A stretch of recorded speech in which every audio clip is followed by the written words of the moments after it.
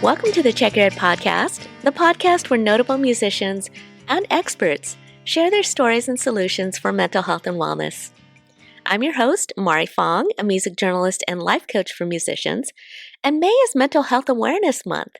It's also Asian Heritage Month, and being half Japanese and half Chinese, got to give a shout out to the Asian community who's been a great support of the Check Your Head podcast. Also, stay tuned for lots of positivity and healing from May, and great guests like Jewel, a longtime mental health advocate. For today's guest, we have the frontman for a reggae rock band from Huntington Beach, celebrating 16 years in music.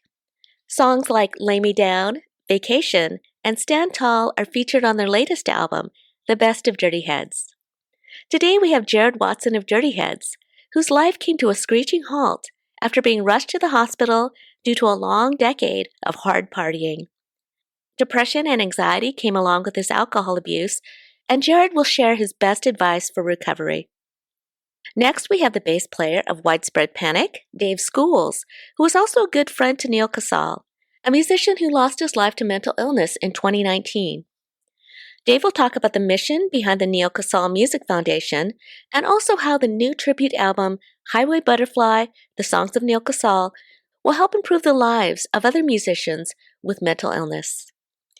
But first, let's hear Jared Watson of Dirty Heads share his story. I know you've spoken out on your journey and issues that you've had with addiction, depression, anxiety. And I was wondering if you think of those three things, depression, anxiety, and addiction, which of those came first for you? Looking back, I always thought I was pretty happy-go-lucky. And then depression and anxiety really became a problem after the addiction. I looked back and talking with my mom, and I did have anxiety as a kid. I just didn't really know anything about it. I didn't even know it was an issue. I just thought that's how I was. Mental health really wasn't talked about.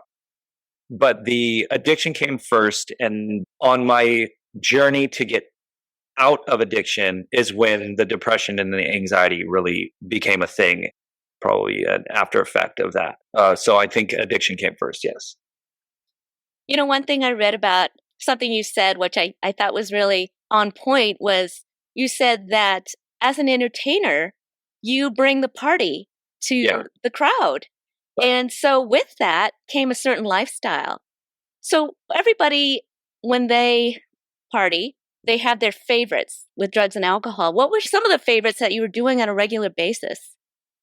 It was pretty much just booze. So for me, booze was an upper physically. Obviously it's a depressant on the back end. A lot of people drink and they get tired and they go to bed early, or they, for some reason, booze for me was it was just fuel. I could go for days and days and days. And that was another part about it, why I used so much, is because I needed to be on a lot, whether it's interviews or on stage, and just in life in general, I needed to be on wherever I was.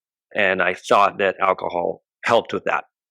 Being on the other side of it now, I can be on all the time, all day. I just have different means of getting there. I just have different tools, healthy ones. Well, you know what? I mean, I think there is that party like a rock star image that is put upon a musician opposed to their actual personality. I mean, did you ever feel like there was a disconnect between the image that you wanted to portray on stage versus the person that you are, let's say, at home? Luckily, no. I've always been really, really outgoing. Class clown, super social, all that. I always took pride in making everybody have a good time. And I think that's why music and being an entertainer came easy, because it was just built into my personality already. The allure of being a rock star was cool because there's no dark side of it yet. You don't know the dark side. As a kid growing up, there was already in a culture where we drank and smoked. And, I grew up skateboarding. That was my one passion. And we drank 40s every day and we smoked weed every day. So drugs and alcohol, it was fine. It was something that was accepted, and it was never a bad thing. If anything, it was the cool thing. But to have a job where I could party all day, not knowing that there was a dark side to partying, not knowing that there was a downside to that, I was like, yes. What does everybody do when they go on vacation? They usually go on vacation, they have drinks, they get to party, they get to let loose, and 100% they should. So that just seemed like a goal. It just seemed so amazing to have a job where I can party all day. Partying is my job. It was the best. It was the best because I didn't know that if you didn't do it responsibly, there could be consequences. Yeah, I think with drugs and alcohol, it's easy to get baited by it because just even you describing the lifestyle, it sounds so amazing. Right. But there comes a point where the consequences of that in the long term, affect your body, affects your mind. I mean, when did you first start noticing that it was affecting you in a negative way? It took a while. So I'd say the first 8 years of touring, from about 20 to 28, it was hard partying. But you're young and you're resilient, and your body bounces back. And I could take breaks, and I wouldn't come home from tour, and it wasn't a regular everyday thing. And then the further that got along, I think around 28, you go on tour for a really long time, and you party and you party and you party and you come home and you don't have anything to do. You don't have a 9 to 5. You don't have a job. I just could sit at home and do whatever. So I started drinking really early because it was fun. I'd wake up and start drinking at 1 or 2 or 3, or stay up all night and go out with my friends. And it was just like this continual thing where I didn't have any responsibilities off the road. So when I have no responsibilities off the road and my habits are in that party mode, that's what I would just keep doing. And then around 28 is really when I think the hooks got set in from alcohol. And it slowly got to a point where I started drinking earlier and earlier. It's probably not that great to drink multiple days in a row, especially heavy drinking, right? You have a couple glasses of wine, whatever. But I was drinking heavily every day in a row. And that went from just nighttime to afternoon to morning to eventually I couldn't get out of bed. Like I would get out of bed, get a beer, get in the shower, finish the beer in the shower. That's how I started my day. Once that started happening, it was no longer fun. It was like survival. Because at that point, I'm not drinking to enjoy. I was drinking to function. And if you're drinking to function, that's a problem. And that really bothered me. That's where the anxiety sets in and shame sets in. And how did I let myself get here? And then you try and stop and you try and stop, but withdrawals are so gnarly. And you're like, I can't, I have things to do. I have a show to play. I have work. I got to go to the studio. Like you just made excuses to not ever have to really go through that hard withdrawal, which is scary. And I understand why people don't want to. So it really set in slowly over about 8 years to 10 years, got to the point to where I couldn't start my day without drinking. You talked about the shame, and I think it's important to talk about because there's hiding that happens when there's shame with addiction or with mental health issues. Can you explain a little bit more about that? What did you do to hide, and what were some of the thoughts that you had that had to do with shame? Right. Like, I don't think you want to admit to anybody that you have a problem. Like, we call it a problem. So, on its face, you're telling people that something's wrong with you. And then also, I think it's something that you did to yourself, something that you might have been able to avoid. Maybe your parents haven't talked to you about genetics. Your parents haven't talked to you about your grandparents or your great grandparents, or that it runs in your family. And so there's no information. You have no information. You don't know that you're biologically just set to be this way. And so it's all on you. And I was hiding it. I was hiding little wine bottles in my car. There was booze hidden everywhere. I was hiding it from my band because at that level, it's not accepted. Even at that level in the music industry where you're literally drinking in bed before you're getting out of bed. But yeah, the shame comes from realizing that you have a problem and you think that you did it to yourself and that, it's scary. And then you're so used to drinking. I remember thinking, man, I'm not going to be able to drink again. What do I do? What am I going to do? My life is going to be miserable. I think that was one of the biggest hurdles, was to be like, I'm never going to be able to drink again because I was so used to it. It was such a part of my life. Looking back now, and I'm so glad, it's such a blessing in disguise, especially for my kids. Everything that we did revolved around alcohol. And I think as a society, most things that we do revolve around alcohol. Super Bowls, parties, dinners, you just go out and get drinks, camping, vacations. What do you do on the weekend? Like everything that at least my friends did, we added alcohol on top of it. We're going fishing. Who's bringing the beers? We're going surfing. Who's bringing the beers? We're going skating. Who's bringing the beers? Everything we did revolved around booze. And all of a sudden, for that to just be ripped out of your life, you're like, how am I going to even have fun? One, how am I going to have fun? How am I going to be an entertainer? How am I going to be creative? Like it just seemed like my world would end. So not only the shame, it's scary to think that you're going to have to change your lifestyle so drastically and it's not going to be as good. Well, I think you brought up something really important, which is in the American culture and in other cultures as well, sometimes drinking and drugs is associated with a happy life, a good time. Yeah. And we may not talk about other things like traveling and relationships and other things in life that bring us so much joy and happiness, especially if we've seen it in our families where alcohol was around during the parties, everybody was laughing. And so I could see how this could be like a mountain of change for you. But during this time, maybe there was somebody close to you, maybe it was your wife or maybe your bandmates. Did any of them ever come up to you and question you about your drinking or about drug use? The band, no. I knew that they were concerned, but I think it was more like, let's just let them hopefully figure it out. And I don't think they wanted to cause problems on the road, but I know that they were aware of it. My wife, definitely. She got to a point where it was like, hey, man, are you going to figure this out? The best part about her is there was zero judgment. There was no ultimatum. Maybe it was kind of an ultimatum, but in like the best way. It was just like, I know you can figure this out, and I know that you're not happy, and I have faith that you can figure this out. I'll be here for however long that takes. But if you're not doing the things to figure it out, if you're not actually actively doing it, then, I don't know if I could be around. And that's really when it said it. And I was like, well, I'm not going to lose you over this, So that was an easy choice for me. Also, drugs and alcohol can sometimes change your personality in different ways. Sure. And sometimes when we drink too much, we could pass out and not remember some of the things that we've said or did. Were there ever times where, a relationship or an event was affected negatively due to you having drank too much or? Oh, I could write a book. There's no way that I could pick out one. And that's where a lot of shame comes from too. Who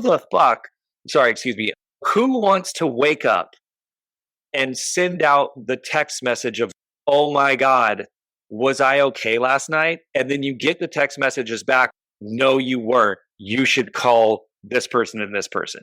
When that happened, it was like, oh my God. And usually it was, no, we understand. Everybody does it. Because I wasn't an angry drunk. I think that's why it was so easy for me to, because my happy-go-luckiness, my funniness, my outgoingness was just magnified with booze.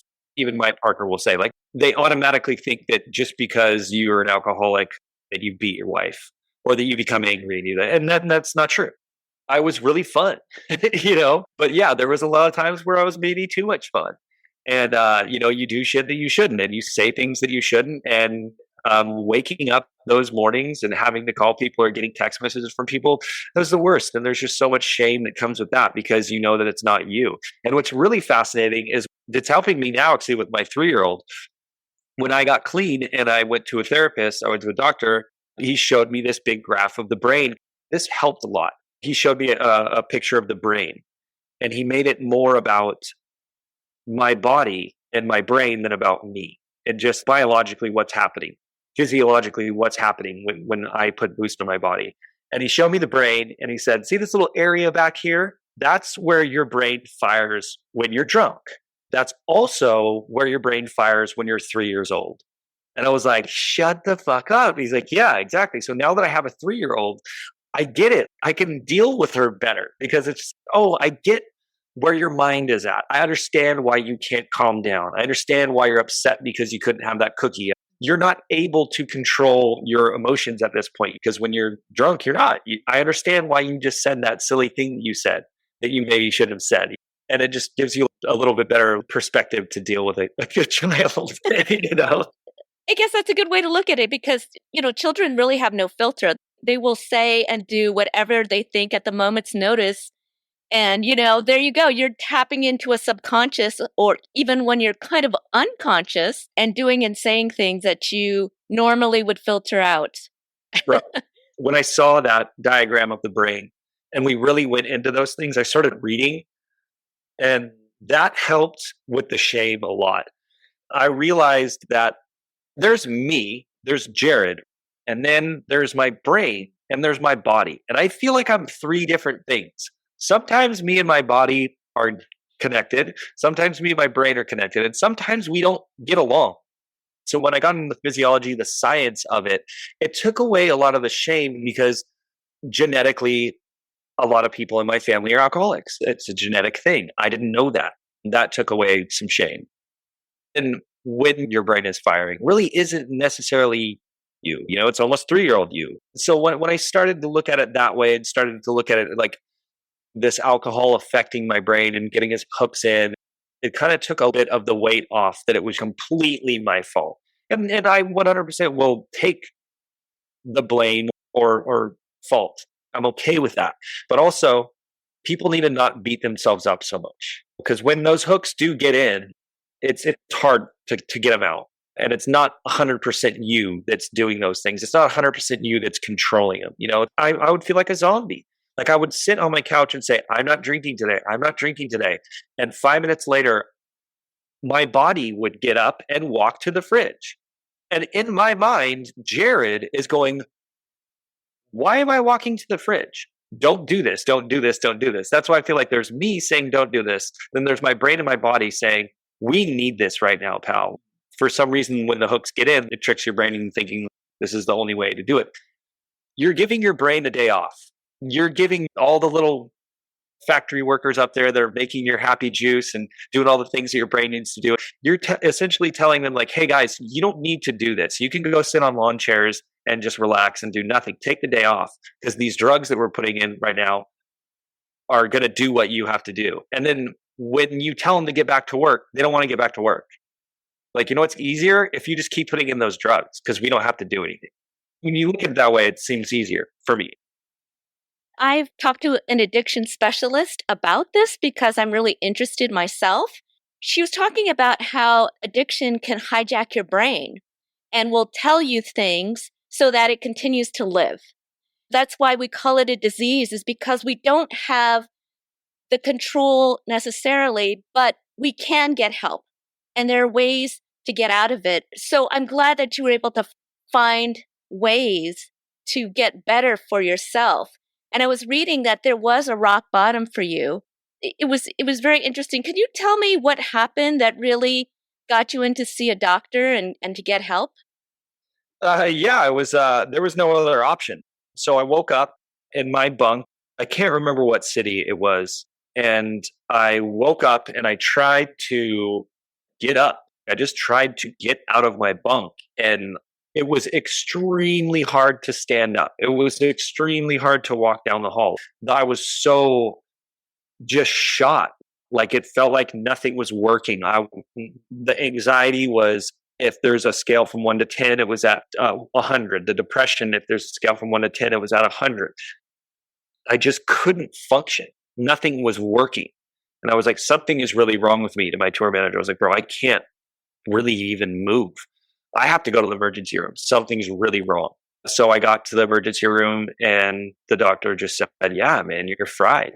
Your liver's fried. You're malnourished. You're extremely dehydrated. He was like, when's the last time you drank water? And I was like, I couldn't remember the last time I drank water. And the weird hijacking thing is that water would almost make me throw up. I was drinking so much that if I drank water, it would make me sick. It'd probably have been days since I drank water. Essentially, I was just shot. My body was just completely fried and just shutting down. And he said, this is really dangerous. Obviously, I can tell something's up. You an alcoholic? And I said, yeah, I'm an alcoholic, I guess. And that was the first time I said it, when the doctor was like, you're an alcoholic. I was like, I am? And he was like, yes, you have to be truthful. And it was the first person I admitted it to.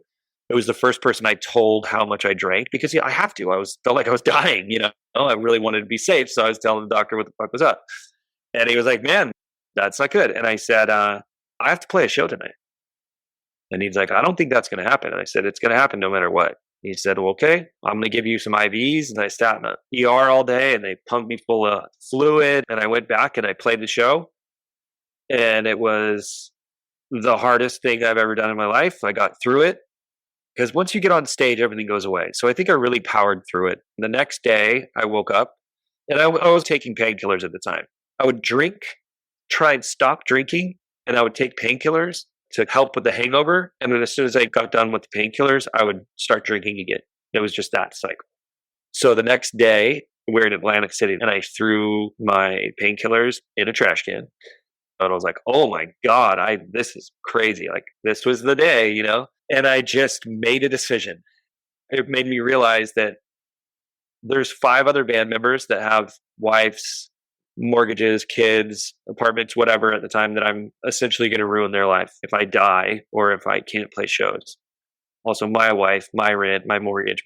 If I continue down this path, I'm not only affecting me, I'm affecting 24 other people. My manager. I went over the list. I was like, God, it's like so many people that I'm affecting right now. So I just said, this is it. I black and white made a decision. I can't do this anymore. And I finished up the tour, and it was about a month. And it was the hardest thing I've ever done. Well, I'm really curious because you kind of went cold turkey. Yeah. Yeah. And you were frightened enough from that doctor's visit and what he told you about what was going on in your body. And thank goodness that he explained things. Can you tell me how that whole process was? Yeah. So that must have been a real shock to your body. It was rough. It was like the first day when I couldn't get up, it was just a Groundhog's Day of that. A Groundhog's Day of me, waking up in the morning, pretty much laying in my bunk all day, just sweating, shaking, crying, taking walks, just mentally dealing with things. It was terrifying. It was the worst fucking time of my life. It was the worst 4 weeks of my life. I don't wish that on my worst enemy, on anybody to go through that. Withdrawals are no fucking joke. I think personally, I'm the type of person that had to go through that because it made me never want to go back there. I had to hit a bottom. If I weaned off, if I got medication, if I had somebody there, if I went to rehab and it was a little bit easier and not so intense and not so huge and detrimental of a time and so terrifying, that I probably would have started drinking again. But it was just so fucking gnarly that I was like, that's done. You could not pay me enough money to start drinking again. It was that bad. I look back on that time, and with a lot of empathy and a lot of almost a lot of love. I almost look back in a positive way to that, in a very thankful way. Like, I'm very thankful that I went through that. And I'm very thankful that I had that. Luckily, it did work for me. It was a long road after, and I got a lot of help. But luckily, that worked for me because I would never go back there. It was very easy after that to be like, that stage of my life is done. I'm essentially allergic to alcohol. And if that's what happens when I start drinking again, there's no fucking way of going back there. So it made it easy for me. It made the options not an option. There was no options. It was black or white. So it was so shocking that there are no cravings anymore. I have booze in my house right now for my friends and family. It doesn't bother me. I can go to a bar. I'm so lucky in that aspect because I have friends that are still going day by day, by week. And for something, it was just so heavy that it just really knocked it out to where it's like, that was fun. I'm glad I did it. Now this is a new stage of my life to where alcohol just doesn't even register. Congratulations on getting through that. That's tough. That's really tough. Yeah. That's tough. I can't even imagine. Yeah. And you did it on your own. I don't know if it wasn't very safe, by the way. It probably wasn't, only from what I've read. Yeah. Because you can, have some severe reactions.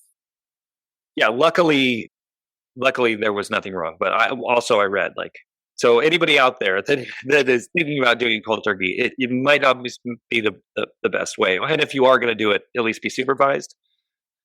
Yes, and it's okay to ask for help during that time because it is sort of a medical thing.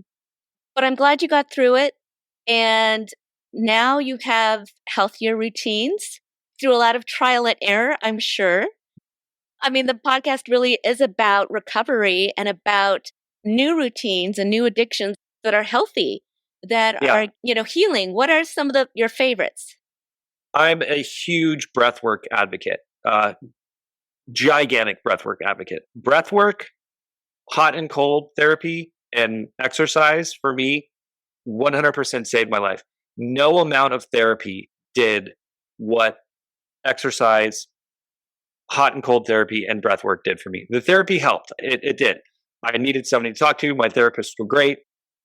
It was working, but I was missing something. When I was getting clean, I was going to a therapist. I wasn't exercising. I wasn't doing anything else.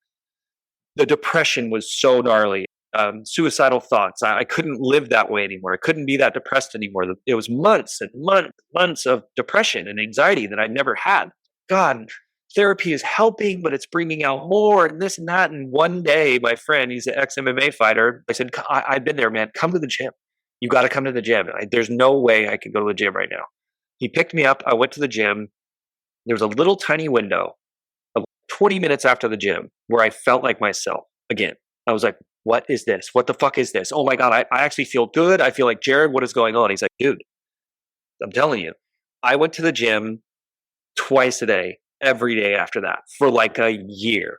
And then just going on my path, I found Wim Hof from friends that surfed with. And then as an addict, there was that like, what am I going to do? I can't get a head change anymore. I can no longer get high. I was scared of weed. I was scared of psychedelics. I was scared of everything because I thought I'd relapse. So I was like, what can I do? My friend was like, dude, have you ever done breath work? Like you get pretty high. So I was just trying to like cheat the system. So I did this Wim Hof breath work and I fucking got zoinked. I like to the moon. I had like this full mini little like Molly trip. And I was like, what is this? I can do this as many times as I want. So I started doing Wim Hof and I started getting high and euphoric feelings. And I started having these psychedelic trips just through breath work, just through 30 minutes of breathing. That made me interested. So I started reading about breath work. I just did a 12-week mentorship with this guy, Brian McKenzie, with breath work. He trains the Navy SEALs. He trains Laird Hamilton. Really cool. So now we get to do all these cool things with breath work. And then once I started getting serious with breath work, there was the cold baths, right? The ice baths. And I was like, man, I hate the cold. I don't snowboard. I don't go to the mountains. I live in Southern California. If it was 80 degrees every day, I'd be happy. I hate being cold. So this ice bath, what is this ice bath? You're crazy. I did an ice bath. I powered through it. I did my breath work. I sat in there for 3 minutes. It was very cool because I overcame something like a fear of mine. And for an hour or two after the ice bath, I felt like $1,000,000. I felt invincible. Mentally, I felt insane. Physically, I felt like I could do anything. And I was like, what is going on? So I started reading about physiology. And once I started exercising daily, doing the ice baths daily, and doing breath works daily, that's when therapy started getting easier. I stopped having to go as much. I stopped having as much depression, anxiety. It all just started to fall off because I kept doing these things that would give me the relief. And then the relief eventually turned into a lifestyle. I found a groove to where I kind of fixed myself. The depression and anxiety kind of went away. It comes and goes still, but it was very severe. And I really can't advocate more and give more props to just getting in the gym and doing something every day that you don't want to do. But if you are that addict that's missing something and missing getting high or whatever, like the gym can do that. And then you get a six pack. And then your wife is like, ooh, I like your body. You're like, I'm just trying to get high. I think you are a wonderful example of how the body can recover and repair itself. Not to make this sound too dramatic, but you were really at possibly death's door, but you've been able to get better and find your solutions that work for you. It was not good until I found exercise. We're human beings. We're supposed to be moving. We're supposed to be exercising. We're supposed to be in the sun. I don't know if we're supposed to be in freezing cold water, but it sure as fuck does something for you. I started making serotonin. I started making dopamine. From the reading that I've done with the ice baths, is that it does shock your system. And after the ice bath, I can definitely feel a dump of endorphins, and then it seems to last. And the more you do it, the more consistent it is, and the more I was happy on a consistent basis. I want to be happy because I'm happy, because my brain is happy, because Jared is happy and his body is happy. And the only way I've personally found to do that was through exercise. And even now, it's been over 8 years since I've had a drink, but it's a lot of work. It's diet, it's exercise, it's drinking enough water. I think water is really important. Like that was one of the things that took me forever to realize. Like most of my problems that I was having throughout the day is because I don't drink enough water. It's as easy as that. That's what the beauty about breath work and drinking enough water is. You don't think about it, right? Are you breathing properly and are you drinking enough water? The two things that your body needs to live, right? So give your body the two things that it needs, the two essential things that your body needs to live. Why don't you give them more of that and give it to them the right way? And when I figured that out, it's so simple. If you do those two things, you'll see an improvement. I know, isn't it funny how as you get older, you realize that all those things that you were told when you were little were actually true, was actually good advice. I know, I hated it. When you're young, you're like, no, they don't know what they're talking about. But, we all come to realize that there are natural highs, and the natural highs feel so good. And though it does take work, like to eat the right foods, to exercise, it takes time, but you get so much back from it, especially when you've gone to the edge and have seen some really dark times. One thing that I was curious about is that, Dirty Heads, you had this whole party atmosphere with the band and the music. What do you do now that drugs and alcohol are not a major part of your life? How did you make that change or that transition with the band and the music? That's the thing is what I was saying is I thought I needed all this booze to be on. If I exercise, I'm more on, I'm sharper, I'm happier, and I have more energy with exercise than I did with booze. I don't need it. I'm still happy. I still go out and party. I just partied last weekend. I can still go out with my friends and have a great time. At a certain point when I know things are going to get dumb, I'm out. And then I go home and I wake up the next day happy and healthy. And then my buddies are hurting. And, even on the road, I look at the guy sometimes. I'm like, how you feeling today, dude? We have a show tonight. Was it worth it? Like, what did we do last night? Nothing, but we got smashed for no reason. It's part of my job to make people happy and not try and get everybody drunk, but definitely still be the life of the party. It's better now. It's just a better way of partying. One thing I wanted to talk about, when you had the perception of drugs and alcohol as being like the party lifestyle, thinking about not having in your life, I think there is a grieving process that happens when something that has been part of your life for so long, even though it might have been an abusive relationship, it was still a long-term relationship. Can you tell me how that was, the whole grieving process? Yeah, that was rough. I remember having conversations with Kate, my partner. That was the biggest hurdle. Just this whole idea that I could never drink again. It was a really hard pill to swallow. It seemed so devastating. Looking back on it now, it's silly. It's such a silly idea. Like, who cares? It really does not matter. Nothing has changed. Actually, everything has changed. I'm sorry. Everything just got better. Nothing got worse. That's what I want to tell people. There's no con. Like, there's pros and cons to most things, right? There was no con for me to stop drinking. I've yet to find it.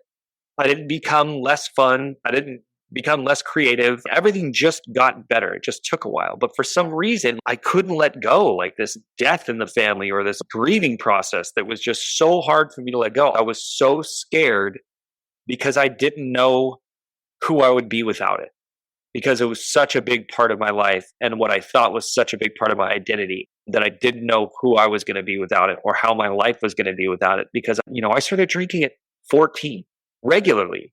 So it was crazy to even think that I would not be able to have it. But I just know that was the hardest part of it. That was the hardest part to let go. It also seems that when you have something like that, so much a part of your life, you almost start to think that it is part of your personality. Did you ever think before you stopped that your relationships might change or, just how you interacted with people would change? Yeah, I thought nobody was going to like me.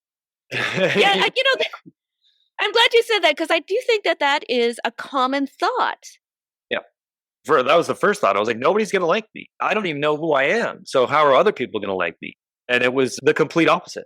The absolute complete opposite. My band has said it. My close personal friends have said it. I've asked them, like, hey, man, am I not fun anymore? And they're like, dude, you were too much fun. Oh, man, we're partying Jared tonight. Oh, boy. They didn't have to worry about me. They were like, no, we would much rather have you be this Jared than the old Jared. Nobody misses him, you know? So that's a myth. If anybody out there is feeling that way, it's a 100% myth. I'm so glad to hear that, you're married with children now Yeah. and you've gone to the other side of depression, anxiety, and addiction, because I do believe that there is more appreciation for the beautiful life that you've created after you've gone through that. And that kind of is the gift. But is there anything else that you would like to say about mental health or about dirty heads? If anybody's out there struggling, just know that the other side it's beautiful. The other side, it's not this scary, spooky place where you're not going to be yourself and you're not going to have fun and happiness isn't going to be there. Like I said, there's no con to getting through something, and asking for help. That was a big thing for me too. Is I didn't want to ask for help, and do it because everybody will help you. People want to help, and everybody that told me that it will get better, that I didn't believe, it gets better. It's so much better over here. Next up, we have a bass player, a studio veteran, and board member of the Neal Casal Music Foundation, Dave Schools. Dave will talk about the Foundation's mission to improve mental health among musicians and the recent tribute album, Highway Butterfly, The Songs of Neal Casal. Dave was also a good friend of Neal's and shares how life as a touring musician can be especially tough. Your friend Neal was a guitarist, singer-songwriter, a photographer. He released 14 solo albums along with playing with a variety of musicians: Ryan Adams, Shooter Jennings, Chris Robinson of the Black Crowes, and of course yourself in the band Hardworking Americans. I kind of wanted to start by you telling me what you found to be so special about your friend Neal. I like to say that Neal had a lot of secrets. He played his cards close to his chest. I met him on the first day of recording the Hardworking Americans record at the studio in San Rafael, California. He came up from Ventura in his pickup truck, which is usually filled with, if not guitars, surfboards, and unloaded. And we just got right down to it. And he was quiet. He was self-assured, confident, and an extraordinary session musician. Those qualities are calmness, just having the right idea all the time, simplification, encouraging those around him to be their best. And so we recorded about 12 songs in 2 or 3 days. And I was just like wowed by this guy. And he's super friendly and laid back and charming. Then the band got out on the road, and you learn a lot about a person when you're on a tour bus with them and spending a lot of time in dingy dressing rooms, and then getting that couple of hours of blissful release on stage, and then a long night in the tour bus. And we just had so much in common: music that we loved and people that we loved. Neal was what I call a king mixer. He loved putting people together that he respected and enjoyed working with. So he was all about connections, and just a sweet and super creative guy. Never took himself too seriously, but took what he did very seriously. You mentioned him being kind of a private guy and getting to know him. And sometimes when people are going through challenges, they don't want to talk about that. Was there anything about his personality where you felt like he was having challenges with his mental health or even life challenges in general? No, it took a lot of us by surprise when he ended his own life. Musicians and performers are really adept at putting on a game face, because it can be like acting in a certain degree. And sometimes for a person who is dealing with mental challenges, being on the road is hard. And just getting on stage and just being with people in such a close environment, even though you appear to be normal, you might be doing a good bit of acting. Neal, he kept his secrets. And when it comes to mental health or the struggles he was having, he did not really want to share those. He found peace in surfing. His photography, I feel, was a really great visual representation of the loneliness he felt. If you look through some of his photography, a lot of it is black and white, which sort of lends itself in its monochromaticness to melancholy. If you listen to his songs, there's a really good bit of melancholy, minor chords. There's a lot of where do I fit in? Why does my heart hurt? And with hindsight being 2020, after he left us and we began to put this tribute record together, we realized that he left clues. There's a song called Lost Satellite, where, and he said in his manifesto that sometimes he felt like he was on an outer orbit looking in at everyone else. He got lucky and was able to fill the hole that existed in him with his artistry. And he could leak these messages out, but I wish that he had sought out some professional help, because depression is painful mentally and physically, but there's a good bit of delusion that goes along with it. And I think that's an important thing to talk about when we talk about normalizing talking about this stuff. Depression, for instance, let's just hit it on the nose. Bam. The bluegrass artist Jeff Austin committed suicide, and he did it on vacation with his family. And I was talking to my wife about how I always thought that suicide was probably the most selfish act a person could commit.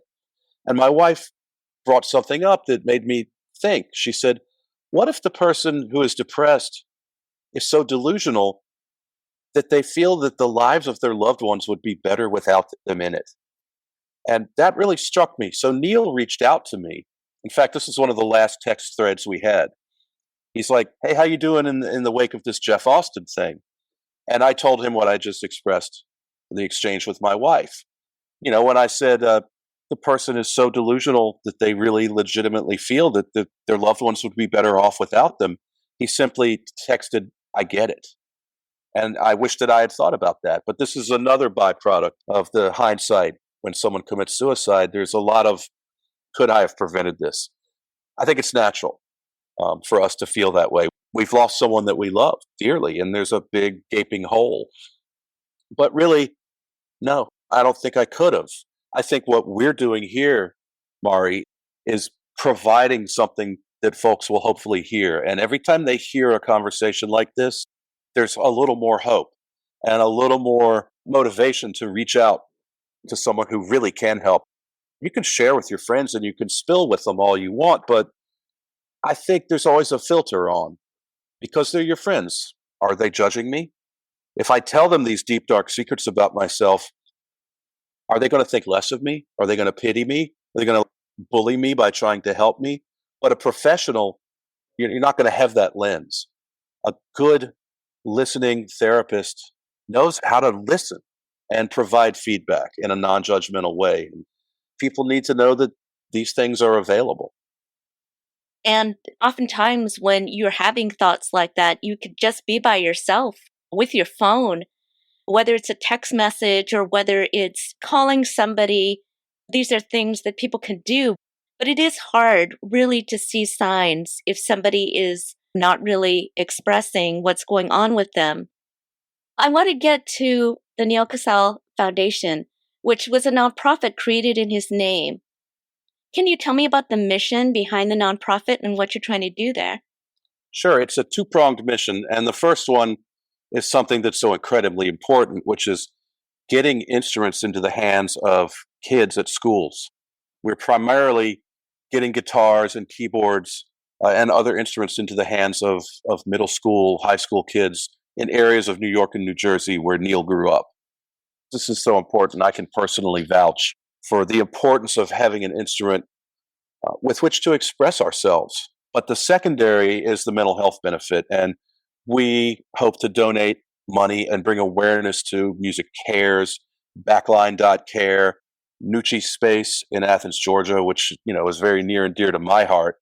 Nucci Phillips was a musician who committed suicide, and his mom found a warehouse and turned it into a place with rehearsal bins, free mental health care, once or twice a month, free physical health care, coffee shop, performances, auctions, just a great community resource.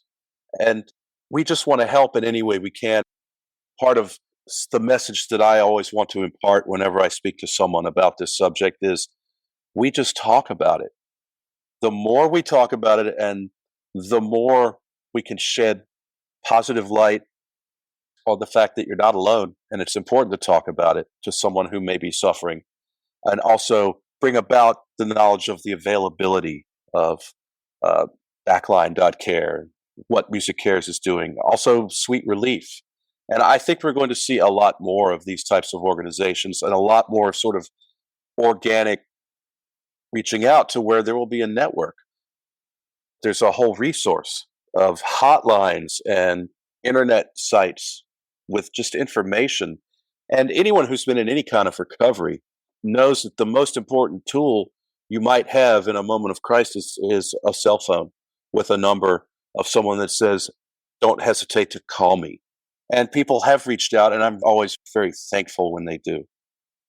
Yeah, it's really something very special and something that is always memorable when you're able to talk to a friend during a really dark time.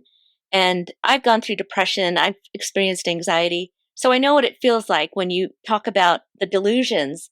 We call them lies that depression will tell you, like your family is better off without you, or you're worthless, or you're alone. You feel alone. That's the thing about this disorder, is that even if you're surrounded by people who love you, there's a disconnection that happens, and it's difficult. I mean, if you could imagine being disconnected to music, something that you love, or being disconnected to your children, it's very painful. So opening up the discussion, and all of the organizations that you mentioned are on our website at checkyourheadpodcast.com. And of course, we're going to include the Neal Casal Foundation. I do feel like we're starting to all work together because we're really all on the same mission, which is helping people in the music community find their solutions for recovery. Now, I'm really excited about Highway Butterfly, the Songs of Neal Casal, that recently dropped. Can you tell me about some of the artists on that album and what you want to do with it? There are 41 artists on this album, each one doing a different Casal song, and backing them up are over 100 other musicians. Artists, Hall of Famers like Bob Weir and Phil Lesh, Terrapin Family Band, household names like Steve Earle, people you've just beginning to hear a lot about, Marcus King, Billy Strings, Leslie Mendelsohn. It goes on, and everybody did such an amazing job, whether it's Aaron Lee Tasjan coming in to interpret Neal's song Traveling After Dark, and then sticking around the extra day to play a scorching guitar solo on Jesse Aycock's Losing End Again. Everybody just came in with nothing but love and respect for Neal. This is about 4 or 5 months after Neal passed away. So a lot of us, especially people who played in Circles Around the Sun with Neal, were still hurting. So to get together and record these songs was fellowship and celebration and remembrance, all the healing things. I didn't get angry at Neal until a year after he passed away. I never was in denial. It's obvious. I was depressed about it, but I kept myself busy. I never bargained because it was too late to bargain. So those stages of grief was pretty much anger and acceptance was really all I was going to have. And it took me a while to get angry.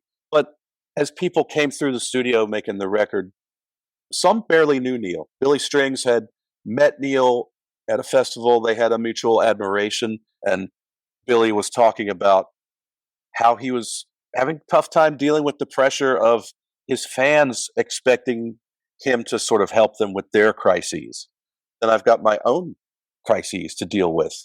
How do we do that? And so we had a long talk about these things and boundaries and taking time, self-care, doing the things. For him, it's fishing. He loves fishing. Get away from the grind and get some air in your lungs. And we had a wonderful day. And then I got back to my hotel room and Chris Robinson called me and said, Neal hung himself.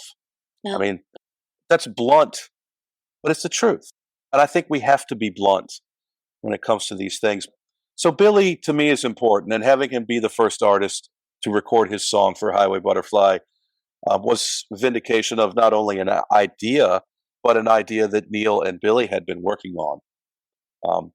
Just to go back a little bit to when we were talking about life on the road and how it can affect mental health, I think a lot of people have one of two ways of thinking about musicians on the road. They either think it's a constant party, like the 3 hours of celebratory entertainment that happens on stage just continues on the tour bus and in the hotel rooms. And maybe it does if you're Guns N' Roses in the 1989 tour, but we can't keep that up forever. So they either know that it's drudgery and hard work, or they think it's a 24-hour party. But what they don't realize often is that no matter which one of those it is, it's hard to get home.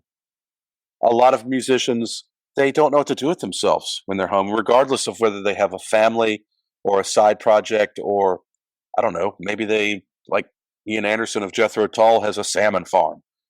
But it's different. And it's different enough to where if you aren't aware of what touring does to your muscles, you're like an athlete at the top of the game.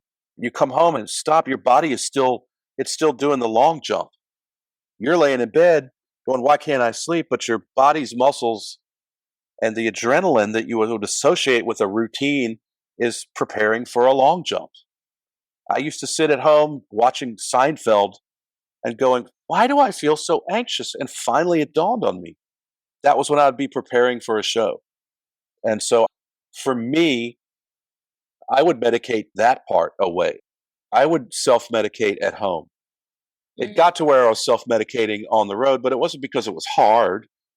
It wasn't hard for me to go to stage. It wasn't hard for me to be in a tour bus and in a nice hotel. It was boring. Ronnie Millsap's, a country artist, is famous for saying, the gig is free. You pay me for the schlep, for the airplane ride, and for the endless hours on the bus and sitting around in a hotel room or at a venue experiencing what they call hurry up and wait, where you have to be there at 4, but guess what? Things are running late and you're not going to do anything until 6, but you can't leave, and we don't serve food. We do, however, serve alcohol. Those things, I don't think everyday people think about that. And so when the COVID shutdown happened, it was not unlike getting home from a tour.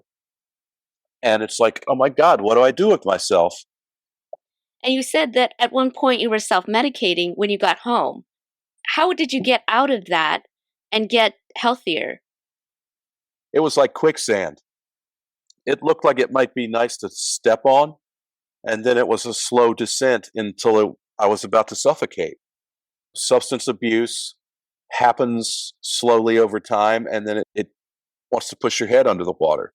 And I had what was commonly referred to as a moment of clarity, where I was just like, I got into the music business so that people couldn't tell me what to do.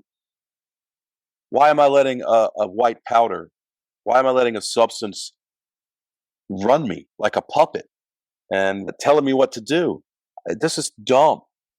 And I'm really lucky that I woke up every day until I had that revelation, and then I sought help. And I went to a rehab and I learned some things. I think it's all about filling the toolbox. If I want to be better equipped to deal with things in a different and more positive way than I had in the past, I need a better toolbox. And that's what I learned from people who are like me. And I'm not here to espouse 12-step programs. I'm here to espouse the experience, strength, and hope of other people who've been through the same thing.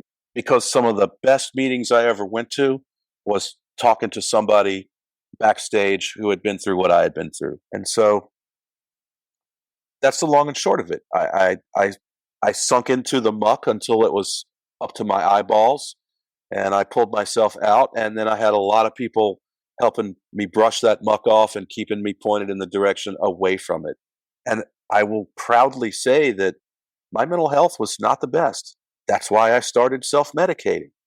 I didn't feel like I had anyone to talk to. I do believe that mental health, depression, and addiction are all insidiously intertwined. You know, it's very important that in the Highway Butterfly record, we have the information for the Neal Casal Foundation, which then leads to more information. It's important that there's that linkage there, because when you're floundering, the times when I've been floundering and in a dark space, there might be a million resources out there, but you can only maybe see one of them. And that's the one that can save your life. And sometimes when you're in that space, it's hard to even reach out to one because you're just exhausted, you're tired, and you just feel like nothing is going to work. But that's the part where you really have to push yourself and keep trying. And, thank you so much for bringing Neal's music and kind of resurrecting it and putting it out in a different way with all his friends. Because even though Neal put out 14 solo albums, he's not necessarily a household name. But I feel like this is giving his songs new life through the people that he loved most.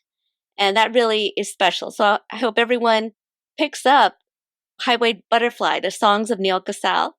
And Dave Schools, I want to know if there's anything else that you would like to say about the foundation or about mental health in general. Let's just all talk. Let's be brutally honest about how we feel. It's the hardest thing in the world to do, but let's give it a shot. Let musicians stick around longer so that they can grace us with their gifts. A big thank you to our musical guest, Jared Watson of Dirty Heads, and Dave Schools of the Neal Casal Foundation and Widespread Panic. For more information on Dirty Heads, visit dirtyheads.com. Dirty Heads will be playing the California Roots Festival on May 26, and their Let's Get It Crackin' tour starts in June 2022. For more information on the Neal Casal Music Foundation and to purchase Highway Butterfly, the Songs of Neal Casal, visit nealcasalmusicfoundation.org. For more on Dave Schools' band Widespread Panic and their upcoming tour, visit widespreadpanic.com. So until next time, be brave, ask for help, and be persistent in finding the mental help that you need. Check Your Head podcast is kindly supported and partnered with Sweet Relief Musicians Fund, DBSA San Gabriel Valley, Earshot Media, and Lemon Tree Studios in Los Angeles. Visit checkyourheadpodcast.com, where we have over 100 solutions for mental help. Be our friends on social media at Check Your Head Podcast. Watch us on YouTube and support us with a kind donation on checkyourheadpodcast.com. Check Your Head Podcast is sponsored by a 501c3 nonprofit, with all donations being tax deductible. Thank you for your support, and thank you for listening.